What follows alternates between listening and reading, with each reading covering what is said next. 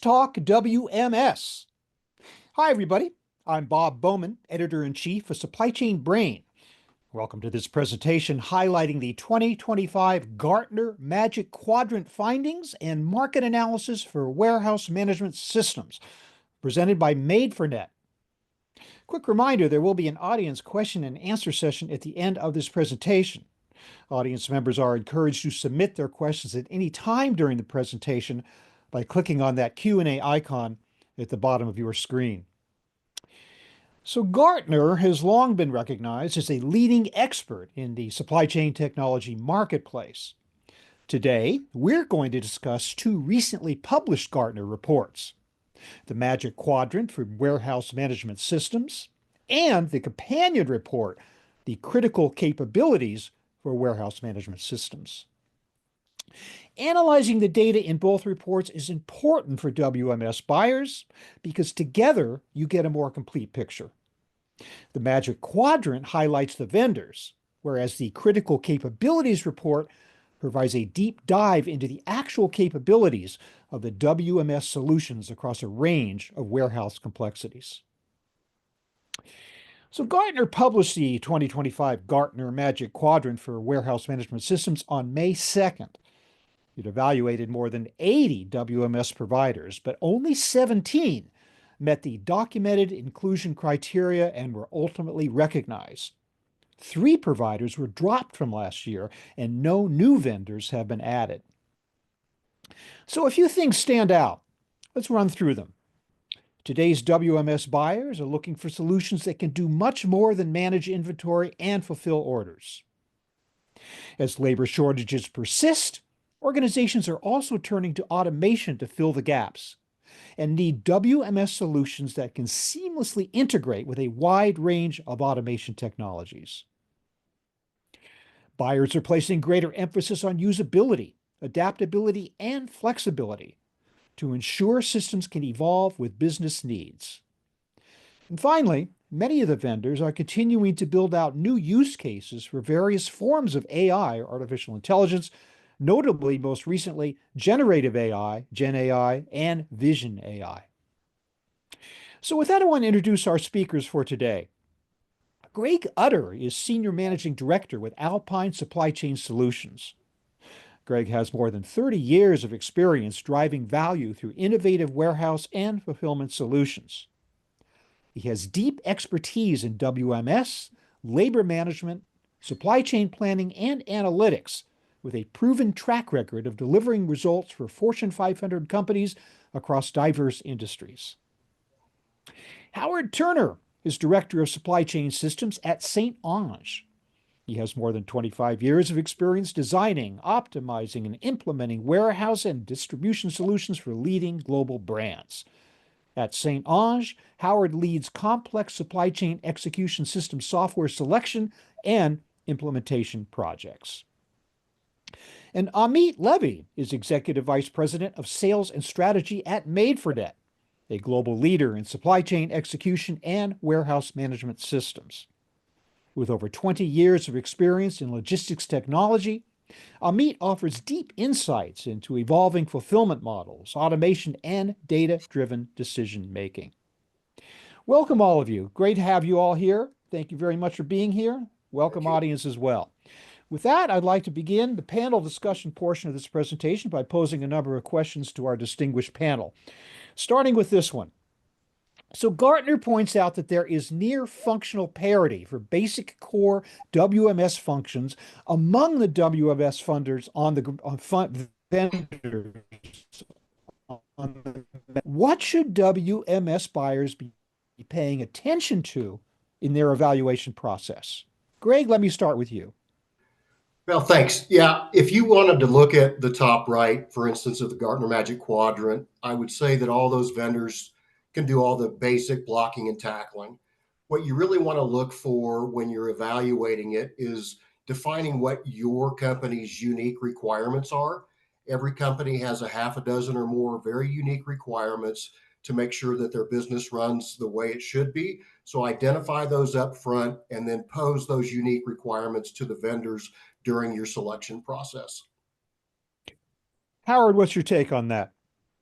Yeah, I mean, Greg has it right, and Gartner too. I mean, they're right on point with that. WMS market is mature. There is parity in terms of functionality. What we're seeing now when we talk to clients, really some of the key differentiators are things like IT strategy, right? The technical architecture, right? A lot of these systems are SaaS systems. So what does that SaaS deployment look like? How do they approach it? How do they support it?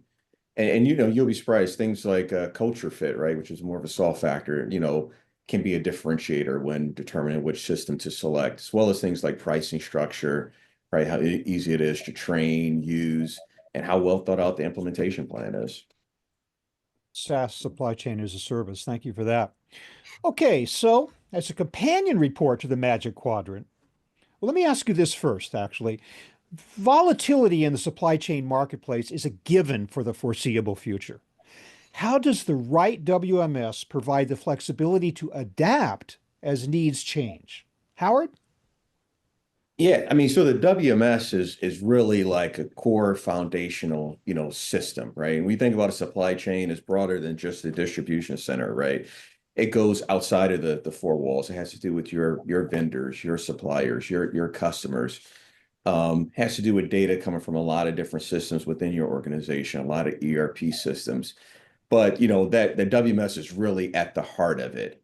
So I think in terms of visibility, in terms of providing data upstream and to systems that collect this data, that can coordinate that with other systems to give you that real view of how your supply chain is performing and critical items that need to be addressed, right? So if it's understanding availability of inventory, capacity of a facility, these are all things that you can leverage from the WMS and change, modify as needed, right? As your needs change. So it's just a critical cog in that whole supply chain machine.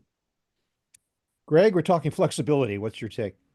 Yeah, so I would say think with the future in mind. What you're doing today is likely going to change in the future, as you mentioned. For instance, you may not be doing anything with regards to cross dock or flow through or lot control.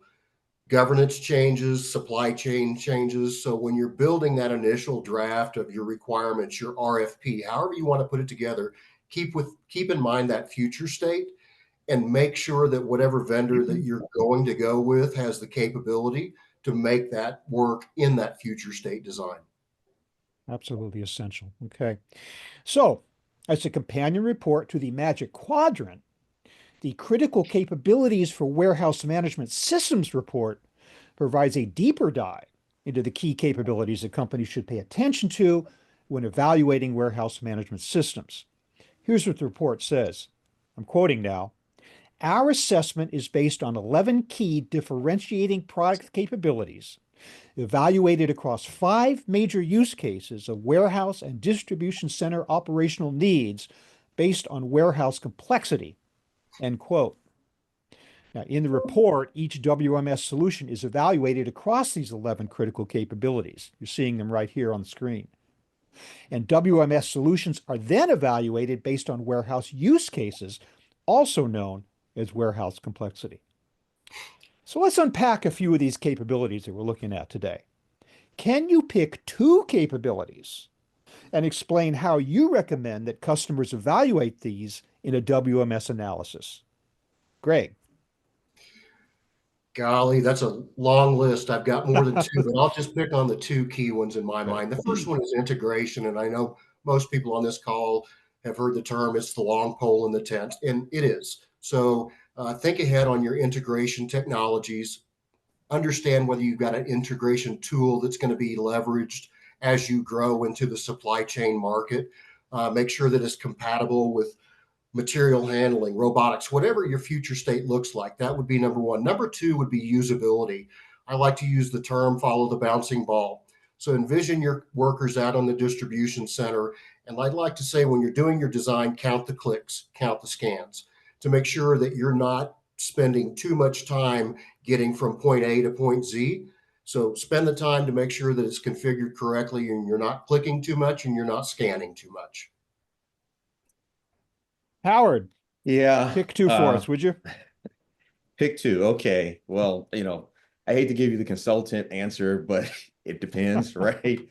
Um, It depends. and that's the truth. I mean, if you're talking about, a facility that's deploying like some type of goods to person solution, right? It's heavy into e-com or something like, then material handling integration is going to be a critical capability. But I know you're forcing me to pick two.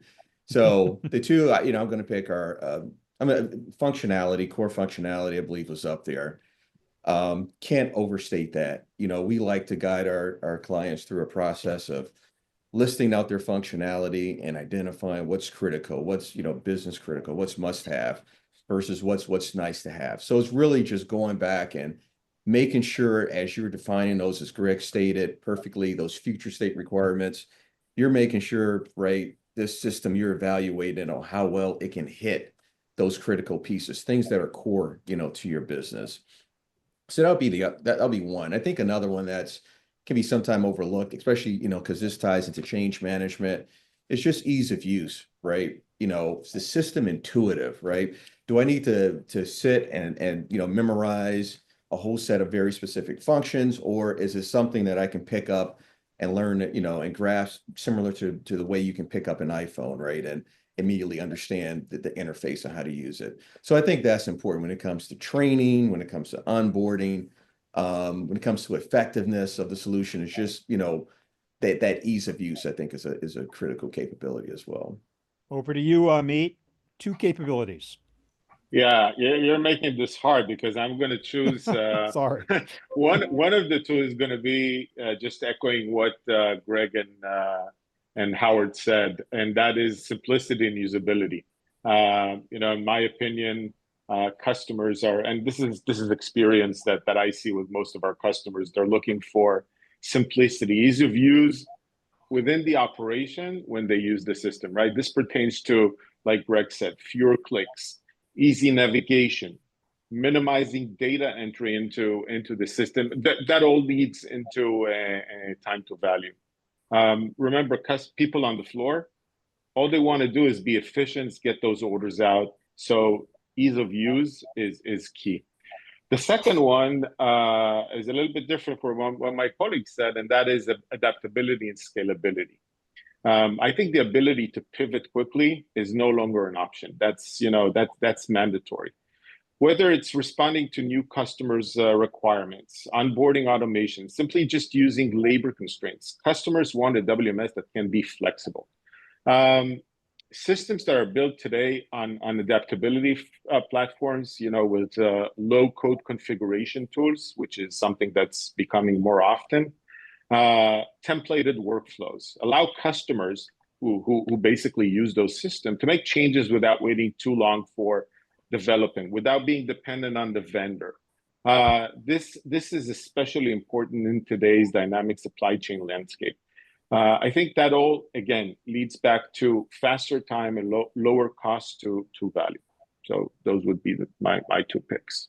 Okay, but let's stick on this subject of flexibility and agility, and particularly configurability. Now, the constant change in the supply chain, with all this happening, we do recognize the importance of being able to pivot to changing needs quickly, and you guys are making that point really well today. But can we talk more about how this configurability of systems pertains to these critical capabilities? Amit, maybe you could just expand on that just a little more. Sure, I think that's a really great point, right? Especially in today's environment, you need speed, flexibility, scalability. That's everything. When customers evaluate implementation and integration tools, they really look for how to use these capabilities to, again, I repeat myself, reduce time to value and long-term total cost of ownership, because that's really what matters when you put in a system like this. So my first point would be speed and simplicity of the implementation. Implementation tools such as configuration wizards, package workflows, pre-built integration templates, those are pretty critical. They allow customers to get up and running faster, especially in a multi-site rollout. This is particularly important when businesses that can't afford long ramp-up times and operational disruptions. Gartner's called out that the implementation have historically been time-consuming and expensive. So, embedded tools that are streamlining these processes are a major differentiator for vendors. The second one is flexibility that pertains to integration. Customers increasingly operate in a hybrid environment with multiple automation vendors, ERP systems, e-commerce platform, and any third-party application. Those are systems that the WMS needs to connect to, right? To integrate to. So connector-based integration capabilities that are supported by APIs is a true value in those instances, as well as health check tools that basically allow them to plug in those system into their ecosystem within the organization without building custom development. Right. The third one that I would address is ongoing support and upgradability. This is not just about initial go live. We're talking about customers that live with those systems for many years to come.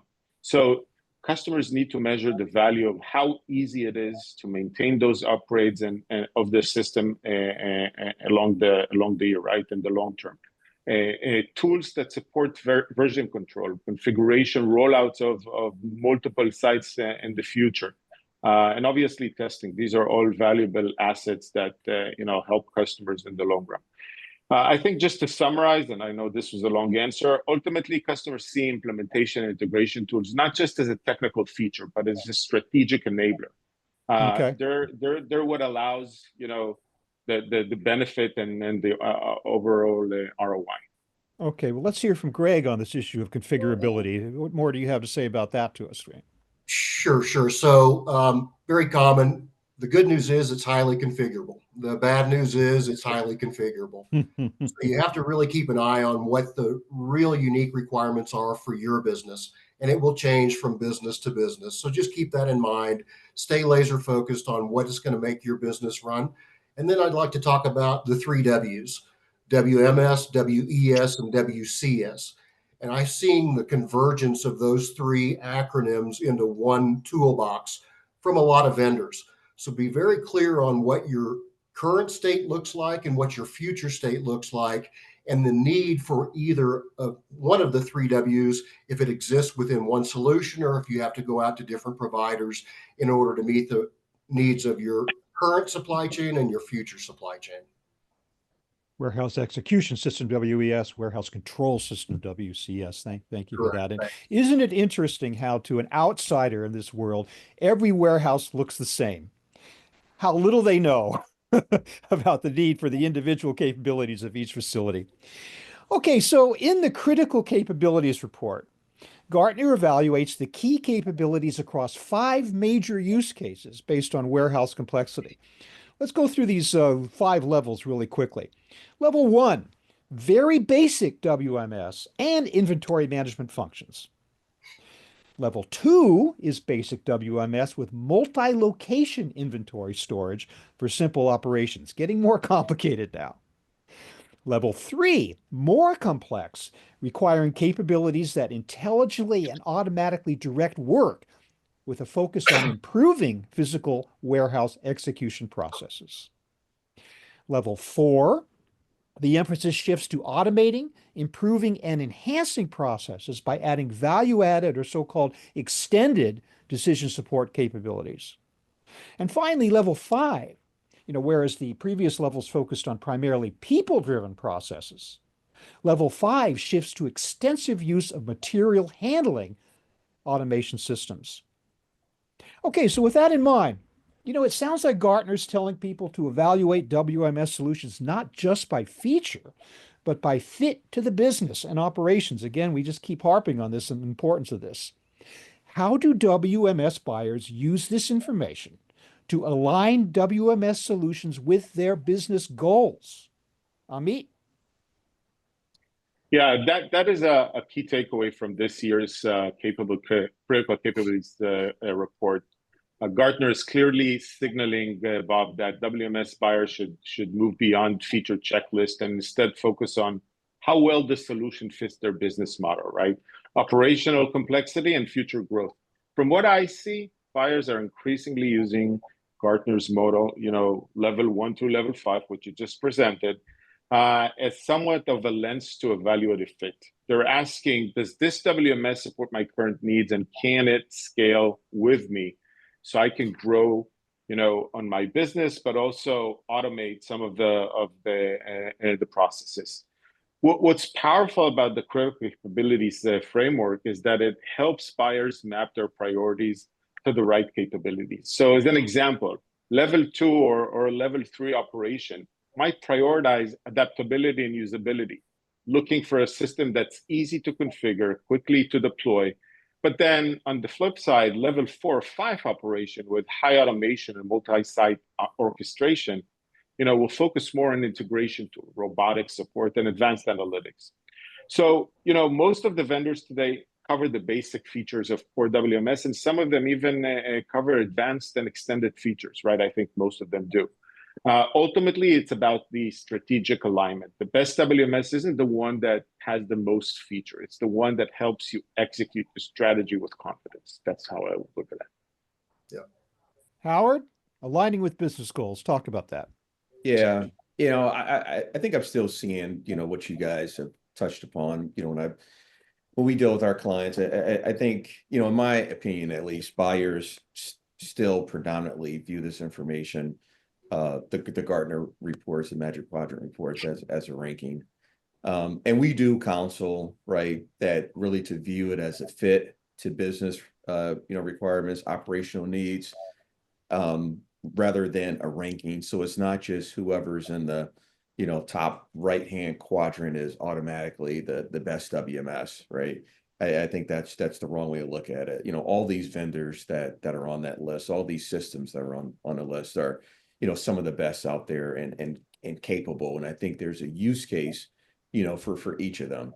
And it's just evaluating, right, the system against, your needs, some of those soft factors I talked about previously, right? And using that to determine, what you need. You can look at a level 3 system, which covers, right, the way Gartner defines a level 3 system, right? All of your, warehouse, operational needs, as you mentioned, managing labor as opposed to managing systems. Well, that may be the perfect fit for an organization. And they may have systems they've just invested to support other areas, outside of that, kind of, core WMS space, like a transportation management system, or maybe they have a limited amount of automation and just invested in a control system. So, they may not even need some of the capabilities that you see in a level 4 and 5 system. So it's not just because, these systems check the boxes, it automatically, this is the one that should go into your operation. I think it's more of a comprehensive view, of what you need versus what the systems offer, and using that to make your determination, as opposed to looking at this report as just a ranking. Okay, well, let's take a closer look at warehouse complexity. Now, I think a lot of people would automatically equate size of the warehouse to overall warehouse complexity. But we can see in this diagram that warehouse size is just one of 10 components in determining your overall complexity. Gartner, of course, does a nice job of categorizing warehouses by complexity and matching that to the capabilities in a WMS that they should prioritize. But do customers truly understand their own warehouse complexity? Amit? No, I think they don't. So, no disrespect to Gartner. I think the whole definition of level 1 through level 5 is just a bit confusing. Because to your point, Bob, a lot of customers just don't really understand, what it means. They don't go into the details. They don't read those specific description or clarification on what the complexity level is, and then they interpret it based on the size of their warehouse. In other words, if it's a level 1, then that means I have a small warehouse, and if it's a level 5, then it means that I have a huge warehouse. That's not the case. The misalignment really happens because warehouse complexity is just not about size or SKU count. It's about things like, process variability, order mix, labor dynamics, and sometimes even the degree of automation, which takes us to the, higher level of complexity. So I think this is an area where consultants and experts like Greg and Howard are there to educate and coach these customers and make them understand what the complexity level basically means. Most of the customers that we see in the WMS as WMS vendors, typically fall somewhere between the L2, the level 2 to the level 4. I think the majority of the warehouses out there that we see are there. It's really an exception where those 1 and 5 are in the market, but they exist. The complexity level is super important because you're choosing the vendor that best fits to your needs based on that complexity, and that's kind of what Gartner is trying to do here. So, they're taking the matrix of those capabilities and what we saw before on those 11 capabilities that you presented on the screen. They look at the complexity level and they see, where do they fit. They don't always have the ability to understand and analyze the level of complexity of the warehouse. And as a result, customers choose the wrong WMS. To summarize again, I believe that talking to experts that are in this space and have the experience can coach them, can guide them to the right solutions. That's the right approach. Greg, do you agree that customers don't really have a complete grasp on this dynamic? Yep, I agree, and we see it all the time. And I think customers will look at the Gartner Magic Quadrant and just assume that if it lives in the top right, it's a good fit for them. When in fact it may be a good fit, but they could go with somebody that is not in that top right, maybe at a cost savings that meets or exceeds their current and future requirements.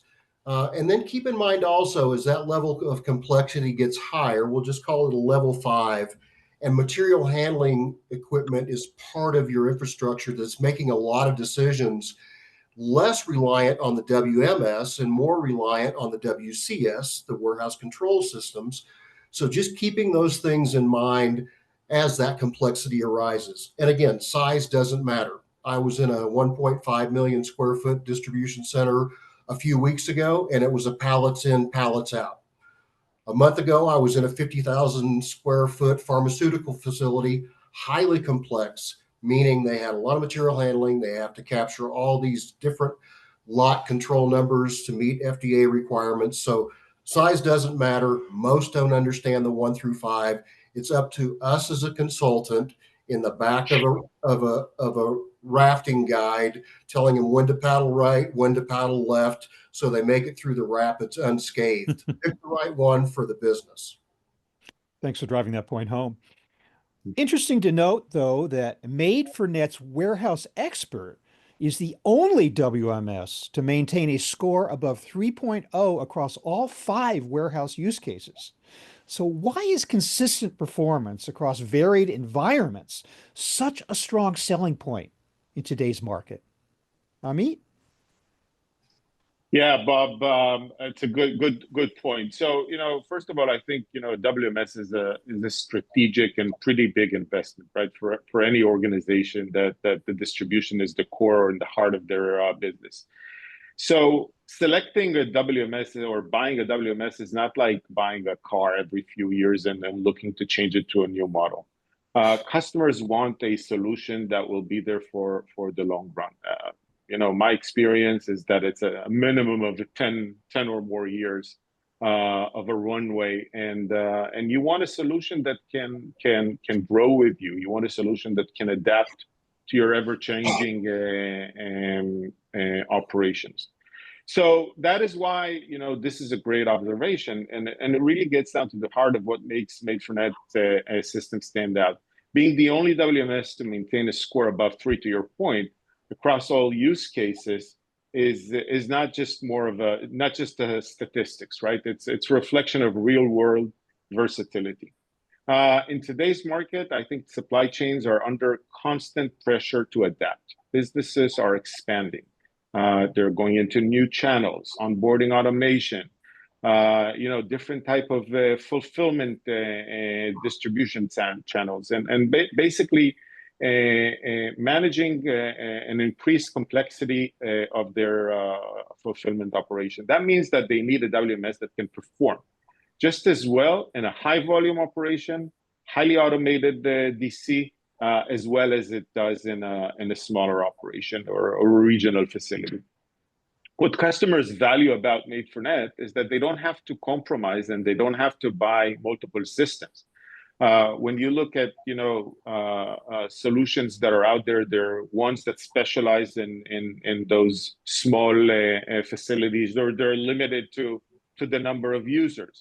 Others that are stronger in the L5 industry, just because of the entry level in terms of cost is there. We are flexible, so we are adaptable, and this is where we are different. There's only one system at Made for Net that basically can scale and implement in any one of those level or use cases that Gartner's defines.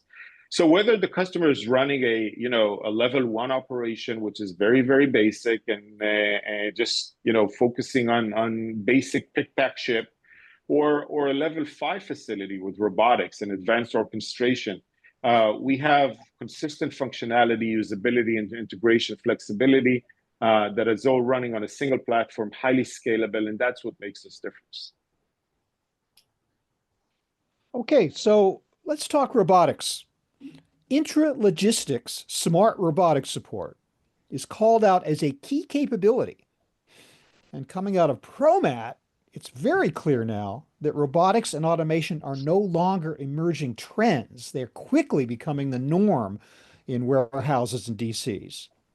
With that in mind, what opportunities as well as challenges do customers face when they're implementing robotic and material handling in their robotics and material handling in their distribution centers? Greg, what do you think? Yeah, you hit the nail on the head. Think back many, many years ago, you walked into ProMat and there were half a dozen robotics vendors and it was the new thing. You walk in this year and there's literally hundreds of different vendors selling various types of robotics and material handling. And what we've seen since the day of COVID, reactions from COVID had a lot of C-suite people going out telling their supply chain leaders to go invest in robotics in case something like this happens again, to replace the human factor. And I think a lot of it was a knee-jerk buy in order to get something in place, assuming we might have something come up like another pandemic. But what we found and what we're working through today still is they're making those purchases based upon no knowledge on what they want the outcome to be, right? So it's very important to define what your business case is and then really follow through on what's the metric of success for implementing either robotics or advanced material handling. If it's simply to replace the human factor, or if in fact you're going to get more distribution throughput, increase productivity, and make your supply chain smoother.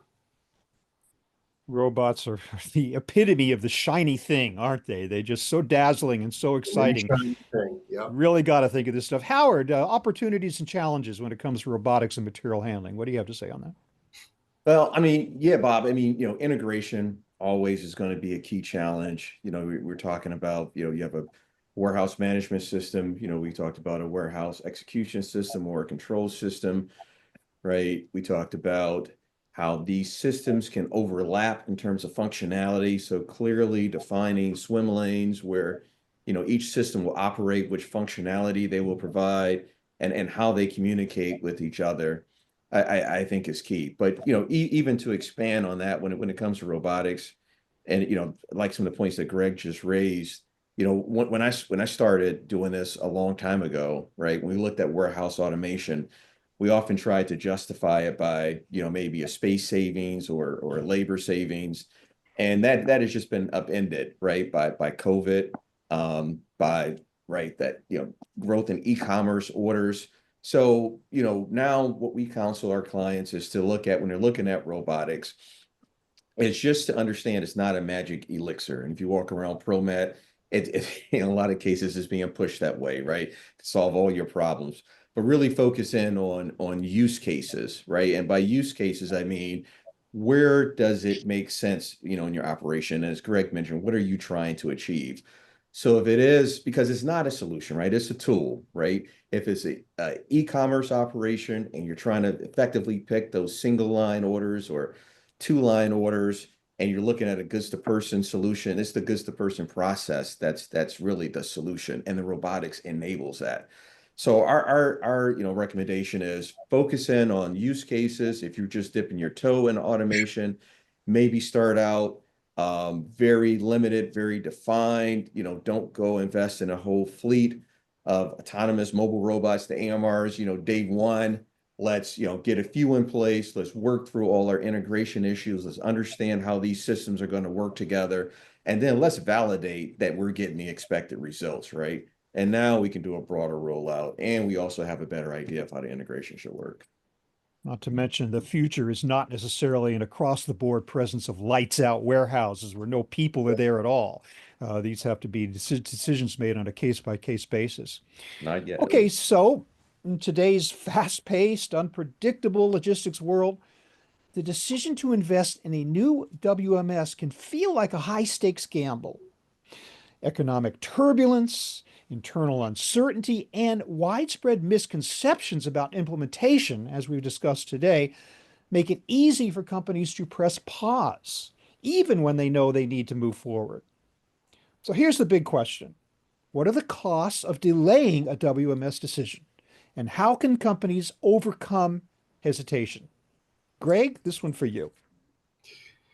Yeah, I think strategically, and we see it all the time, where we're invited in to help them understand the need for a new WMS. Do they really need one? And I think it really starts with having to build a business case. Why are you considering making this change? Because ultimately, when it gets to a C level, that C level person is going to ask the question, can you continue to operate for another couple of years with what you've got today? And if the answer is yes, a simple yes, then that gives the C level no confidence in spending money to invest in a new WMS. So you have to build a strong business case up front. And meaning you have to understand why it is am I replacing it? Am I end of life for my current solution? Am I not meeting the needs of new requirements that are coming from the government? Do I have a future state purchases that are coming on board for me that my current system cannot support? And then lastly, is my labor such that I don't have enough labor to support what I need my business to do? So building a very strong business case up front is the key essence to defining why I need the WMS, and then that will overcut what that delay is. But often doing nothing can be a bad decision. I mean, you Of at course, least have to undertake this kind of evaluation rather than just sit on your hands and say we can't afford it right now. So very good point. but it's Thank you for that. still amazing how many haven't thought about building the business case. It's just a knee jerk. I need a new WMS just because I Yeah. think I need one. Yeah. I mean, for all the fact that you consultants are always harping on this, it's just people need to listen, as opposed to, again, walking the aisles of ProMat and saying, oh, that's a really nice looking robot. I think I'll put that in my warehouse. So Yep. great. Yep. Good point to keep emphasizing. Okay, so at this point, I would like to bring the audience in to our audience question and answer portion of our presentation. I've asked and continue to ask audience members to submit their questions by clicking on that Q&A icon at the bottom of your screen, and we will get to as many of your questions as we can, time permitting. Let me start with this one. What is the most effective way to build a strong business case for WMS investment? Here again, picking up on what we talked about, especially for stakeholders who are focused on cost and return on investment. Who wants to go? I'll take that one. So Okay. I'll break it down into 4 key areas. The first one would be identify your pain, understand what it is that you need to fix that's not working well for you, and then define what the key metrics of success for by implementing something that takes away those pains. And then you have to understand what your strategic goals are, right? What am I going to have to meet or exceed in order to have met my business requirements? And then lastly, have something in place for risk mitigation.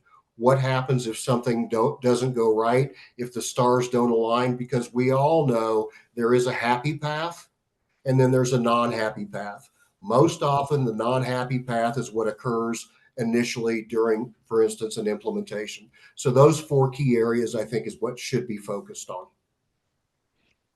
Okay, this questioner is asking, can a company with multiple warehouses that have mixed complexity levels, for instance, so maybe level 2 and level 4 warehouses as part of the same operation, can they use a single WMS platform effectively? I can take that, Bob. Okay. Yeah. So first of all, we see organizations that have different type of facilities with different level of complexity, right? So you could have a main distribution center that you would consider a level 3, a high level 3, or a level 4, and then you have additional satellite storage facilities that you would definitely define as a level 2. Uh, the question is, what are the processes within those facilities, and the level of effort you want to put into this. This is where it comes down to, looking at a single WMS that you could implement in both of those level of complexity. So, if you can have a system that is easy enough to configure and can fit it into that level 2, at the same time that same system could be configured to handle different type of workflows, different type of processes in that more complex operation, because that's what you would typically see. That would be a win for you. That would be a win for you because of the inter process between those warehouses, but also from your resources and your workflows, the data. The adaptability is really where we want to put the focus on, right? The ability to go in and relatively easy implement those smaller facilities or more complex facilities on that same platform. So the answer is definitely yes. You have to find the right system that can support that. Okay. Questioner, this is a good one. What are the biggest pitfalls during WMS selection and implementation that could derail ROI, and how do you avoid them? Apparently, this questioner thinks that these implementations don't always go completely smoothly as planned. I don't know what they're thinking, but given the case, if reality does intrude, who would like to address that one?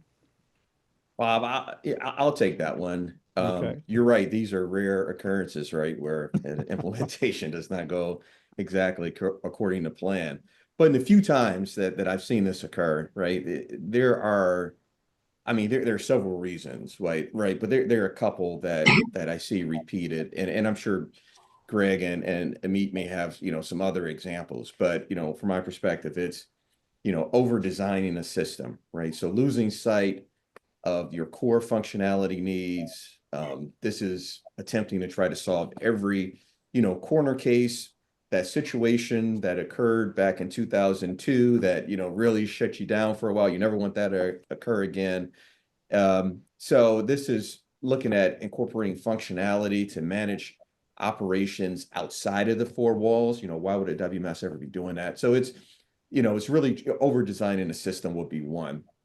I think another one is a lack of a well-rounded project team, right? So, when you're attacking this, just remember a WMS has a lot of tentacles, right? It reaches a lot of different parts of an organization. So bringing in a cross-functional team, this is not just an IT project and not just an operations project, but you want, finance involved. You want other areas of your business involved and having a seat at the table and having a say so, because there's a lot you could be missed, as a WMS enables a lot of what they do as well.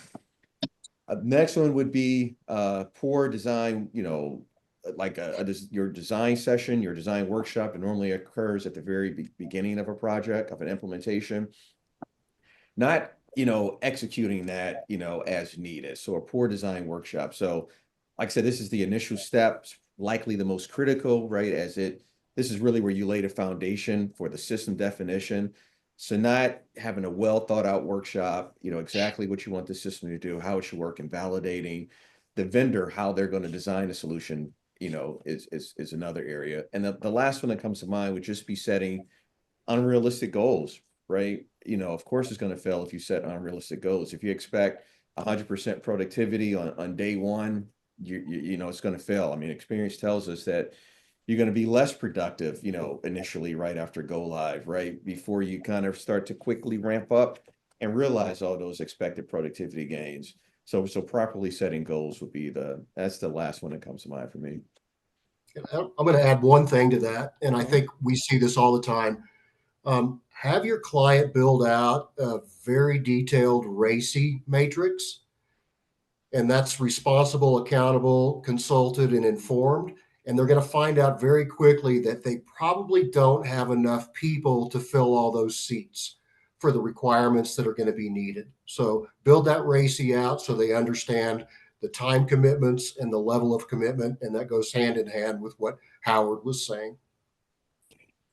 Howard's mention of the need for a team is also important because isn't it vital that you bring in like the workers on the warehouse floor as early as possible, because you have the change management issue about bringing in a new system. The people who are actually going to be interacting with the system on the floor kind of have to be brought in early so as to assuage any concerns they might have about how it's going to affect their job and their tasks. Don't they have to be kind of in the picture pretty quickly? Yeah, for sure. Yeah, 100%. absolutely. I can tell you numerous examples where, we've taken a look at operations. We've dealt with, the folks on the floor.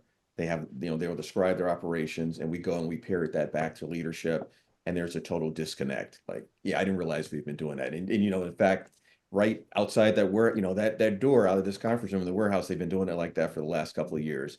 But leadership had no idea. So absolutely, soon you can get them involved to get an accurate picture of what your requirements truly are, the better. Great, thanks for that.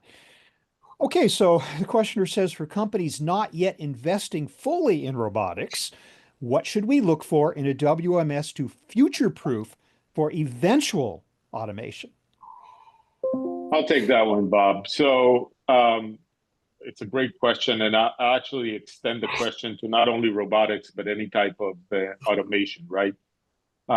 So we need to remember that when you're putting in automation and robotics into a distribution center, into a warehouse, it usually encompasses just one specific area. It's each solution focuses on one area, one part of the distribution.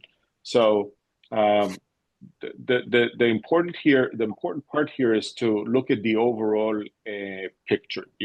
picture, and the fact that the WMS ultimately needs to manage that area with the robotics and the automation, but not only that area, because we're talking about hybrid of robotics and people. We're talking about different type of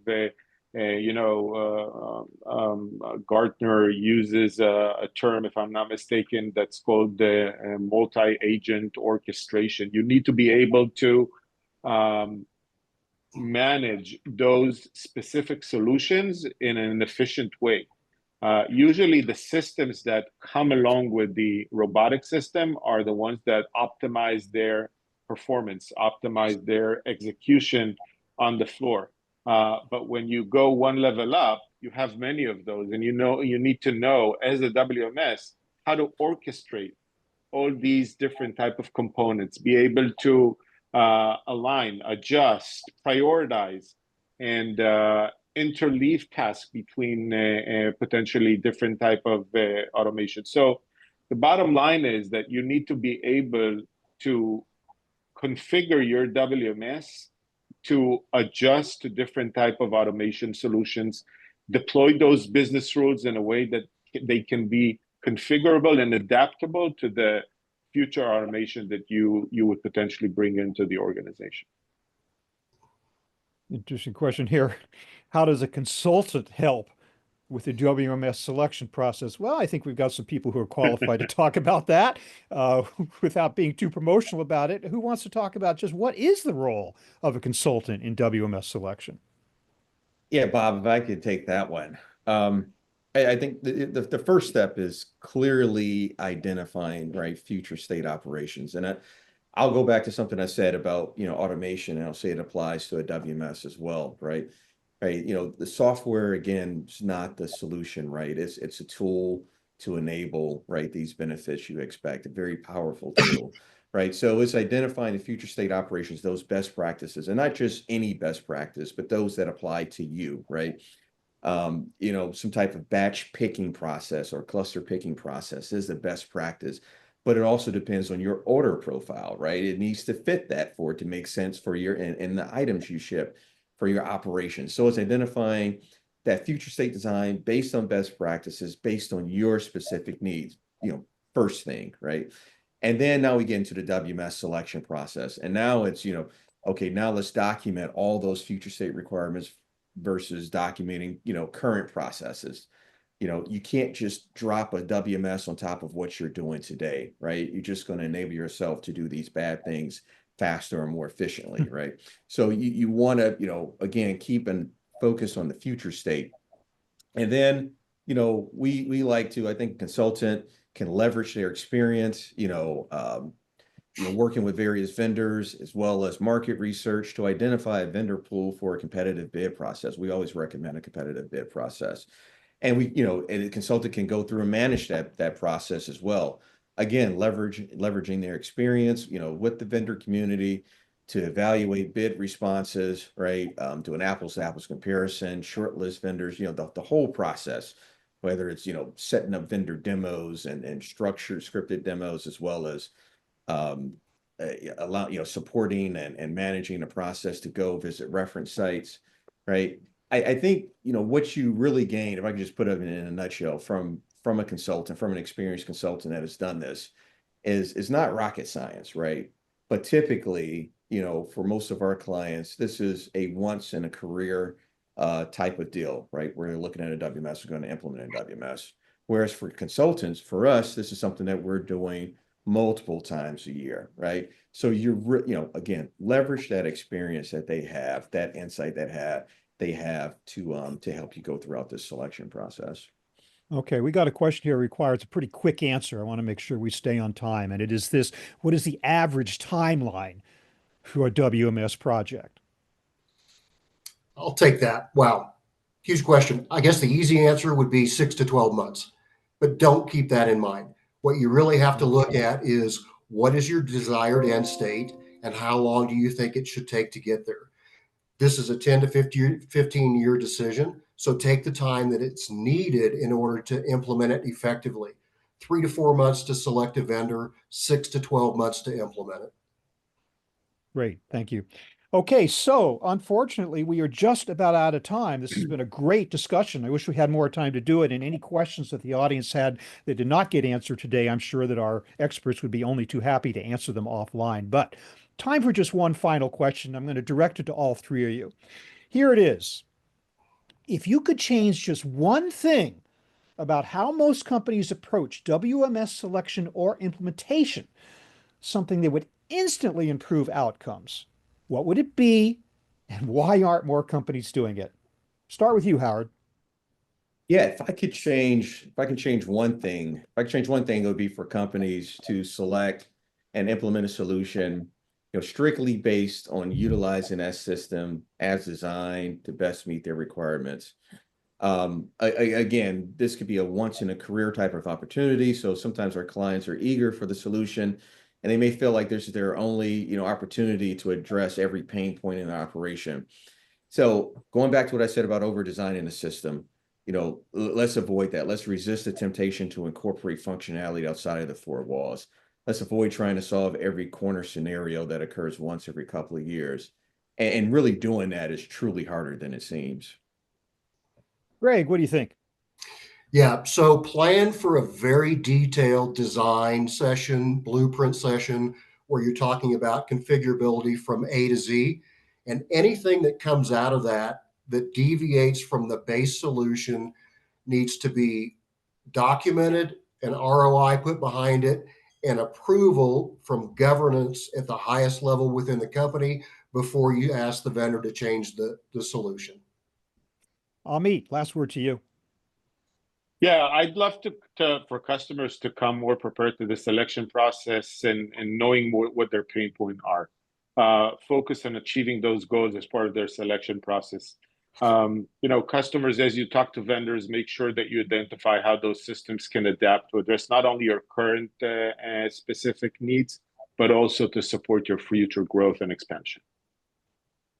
Well, guys, this has been a great presentation, just really informative and educational, great wisdom on implementation and execution of WMS systems now and in the future. Thank you so much for that. Audience, thank you also for your participation, sitting in, and your great questions. Here's something for you. You can download your copy of what we're talking about here, the Gartner Magic Quadrant for Warehouse Management Systems, and schedule a personal consultation made for more experts to review the critical capabilities for WMS report and learn how it applies to your unique operation. There's a couple of QR codes you can take a shot of right now, or if you don't have time in these final few seconds, don't worry about it. This will be provided to all attendees of this presentation when it's over, which unfortunately is right now. Thanks again, guys, everybody, audience, speakers. Have a great day. Thank Thank you. you.